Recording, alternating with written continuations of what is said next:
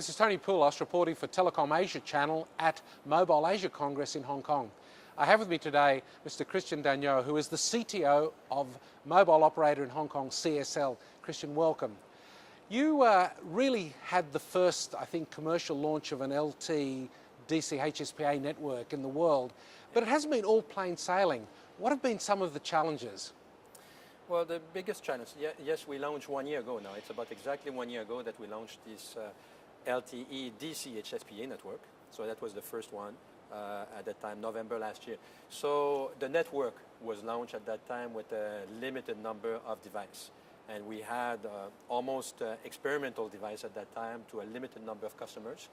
And it took some time to develop, to have sufficient number of devices so that we can launch commercially. Having an LTE and 3G HSPA network combined, has it been an issue? Have you had problems or particular problems in working with both networks? Well, first of all, there's a different reason, but the main one, we have deployed LTE in 2600 megahertz, which doesn't have the same coverage and propagation characteristic than 3G at 900 meg and also at 2100 megahertz. So we need to rely, for coverage reason, we need to rely on the 3G network. But we have to specify the 3G network we are talking about is DC-HSPA. So this is dual carrier HSPA, which in the US they also call 4G.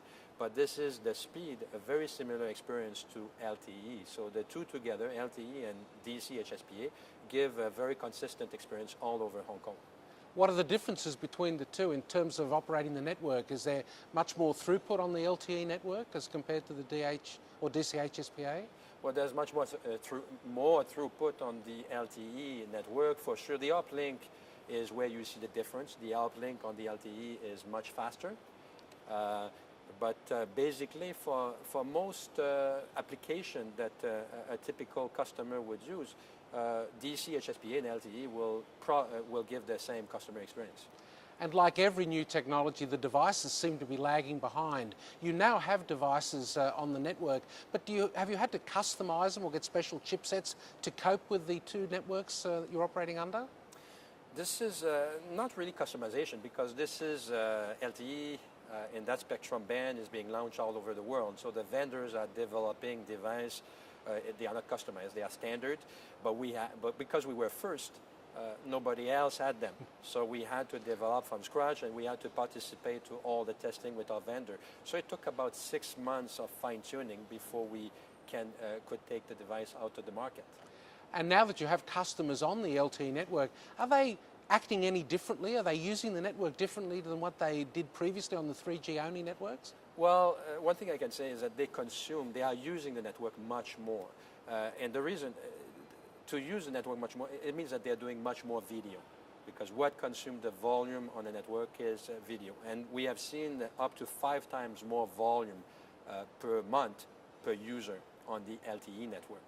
And the big composition of this is watching video. So we're talking about high definition video, which was not commonplace in the past, but now you can watch 720p or 1080p definition movies very easily with the LTE network.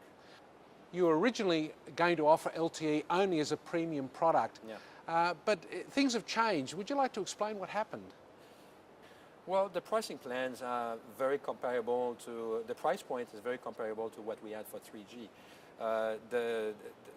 The reason for that is that first of all, we discontinued any 3G plan. So we have only one type of broadband product, and this is it's LTE, it's 4G LTE DC HSPA. So we have only one product, it goes on both networks, and this is one price plan.